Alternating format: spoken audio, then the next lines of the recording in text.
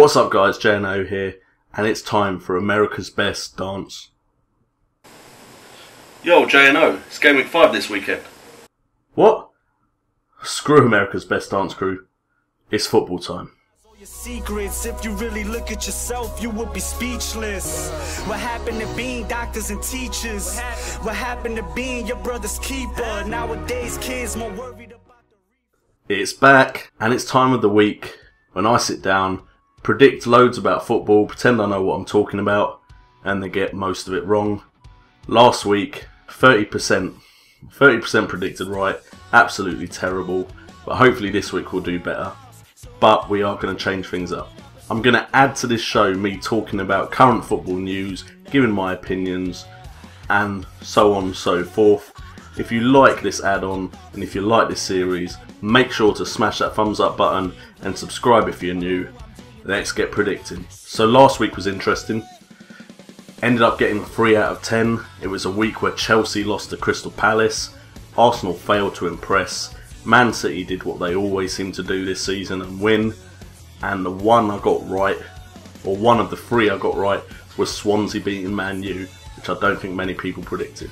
So although I managed to get that one in the bag, 3 out of 10 is pretty poor.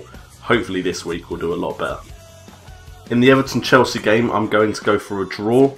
I think Chelsea are going to try and prove themselves after having a break. I know they had a lot of international duty and so on, but they've had almost 2 weeks off from the Premiership.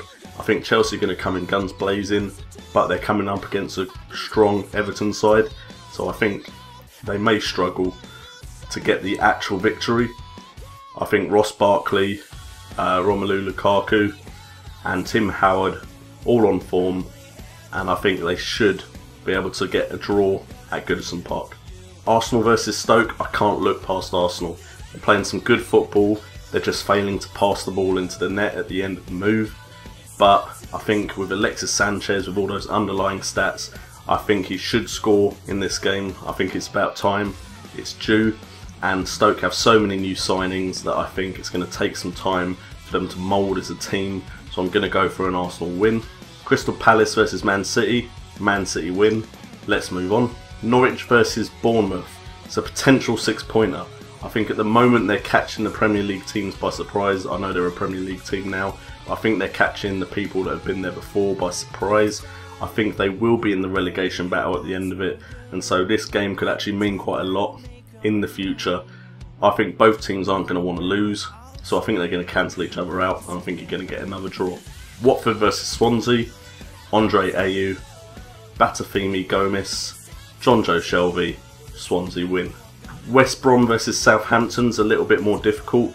West Brom are quite a good side defensively. I know they had their hiccups against Man City, but under Tony Pulis, who has a good defensive record, I think they're quite strong defensively, but they're not that strong up front. I know they've made some good signings, but they historically don't score that many goals. Meanwhile, Southampton, historically under Koeman, have a decent defence and have a better goal scoring record, so I think Southampton are going to pip it by scoring maybe 1 or 2. So I'm going for a Southampton win, but I wouldn't be surprised if this was a ball draw. The big game of the big misfiring giants, Man United versus Liverpool at Old Trafford. Massive game as far as history goes, usually quite an exciting game. At the moment, Man United look better defensively. Liverpool's defence last game week looked absolutely terrible. It looked like they forgot what sport they were playing. I personally think Rooney, after being buoyed by getting that 50 goals for England, is going to come in, he's going to perform this game. Big game, time for him to perform. I think he'll get a goal, maybe 2. I think Man United are going to win, but again, I wouldn't be surprised if this was a draw. Just Liverpool don't look like they have any real dangerous men unless Coutinho turns up. Sunderland versus Spurs. Sunderland defensively are very, very weak at the moment. I think Harry Kane, after scoring 2 goals in 2 games for England, is going to come in, he's going to want to prove himself.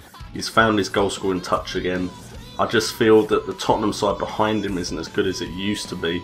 It doesn't seem as threatening as past Tottenham sides have seen before. But I think Tottenham should have enough to score past Sunderland, so I'm going for a Spurs win. Leicester versus Aston Villa. Aston Villa went and signed more players before the transfer window shut. Personally, I think it's going to take some time for them to gel as a team. Leicester, meanwhile, didn't change too much and have been playing well. I think Mahrez or Brighton and Vardy will keep up their form, and I think Leicester should get a win, but you never know. And finally, the big game of the week, West Ham versus Newcastle. West Ham have done really well against the big teams, Arsenal and Liverpool, but not so good against smaller teams, Leicester and Bournemouth. Hopefully this is where we start getting the points where we're expected to, and we beat Newcastle, who have brought in a lot of players but just don't seem to be performing and gelling as a team. And I think this might be where Dimitri Payet starts showing us all what he can really do. He's played well and he's whipping in the crosses, but I think he'll get an assist, he'll get a goal. He will do something in this game, and I think West Ham will pick up the win. And in football news, Wayne Rooney is officially the top England goal scorer of all time with 50 goals, beating Bobby Charlton's 49. I think the plaudits have to go out to Rooney, but I will say this, he's never done it in international tournaments, the big international tournaments. His goal scoring record is similar to Ronaldo and Messi's, but I believe Messi's is better purely because he has scored in tournaments, big tournaments, whereas Ronaldo and Rooney really have disappointed when it's come to the big stage.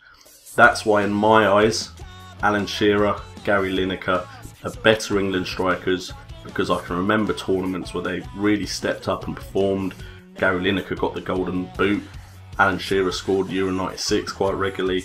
So in my eyes, Rooney's still got a way to go, but he could prove me wrong this European Championship in 2016. So we'll see, but congratulations Wayne Rooney on getting to that 50 goal mark. And speaking of Wayne Rooney, let's talk about Man United.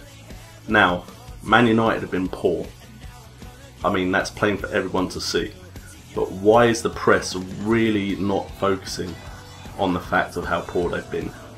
Their win-to-loss ratio record is just pretty similar to that of David Moyes, and Louis van Gaal has had a lot more money to spend. He's got a lot better team and team of players, but they're just boring. There doesn't seem to be that fear factor in Man United anymore, and to be honest, if it was Moyes still there, he'd be getting stick from the press, but the press seem to let Louis van Gaal off because of his previous reputation. I think something needs to change at Man United for them to become the force again that they used to be, but who am I, just a guy with a YouTube channel. Also, speaking of England strikers, Harry Kane had the goal scoring touch in both games for England this past week, but this season he's been poor for Tottenham, and it begs the question, if he can finish like that for England, why isn't he scoring goals for Tottenham? And I believe it's because Tottenham really failed to strengthen their side this transfer window. Now, the signing of Son from Germany, that may be the signing that they needed, but apart from Christian Eriksen, apart from Chadley, apart from Kane, if those three don't perform, I don't see a decent top 6 side in Tottenham, and they are running the risk of dropping behind, because teams like Palace, teams like Leicester, they are strengthening their sides, and if they can keep their form up, Tottenham may lose their top 6 spot, and that's the last thing they need to keep up with the big top 5, Liverpool, Man U, Man City, Chelsea and Arsenal. And just a quick look back over the international week, Netherlands are running the risk of not making it to the European Championships. Czech Republic and Iceland in their group have already nabbed the 2 automatic qualifying spots. Yes, that's Iceland, one of the smallest countries to ever qualify for the European Championships. Wales are looking good, they look like they're going straight through to the European Championships along with England. It'll be fun and interesting to see an England-Wales game. Republic of Ireland could be joining them, they just have to make sure they keep the results up, but Scotland could still nab that playoff place, so it's all to play for in that group. Northern Ireland have their fate in their own hands, and they could still make it as well to the European Championships, so that's quite a few teams in the British Isles that could be making it to the European Championships, which could make for some very interesting group draws, so I'm looking forward to that. Anyway guys, that's it for Football Get Certified, my new weekly show where I do the predictions and go over the news of the week. Thank you so much for tuning in, and remember, stay certified.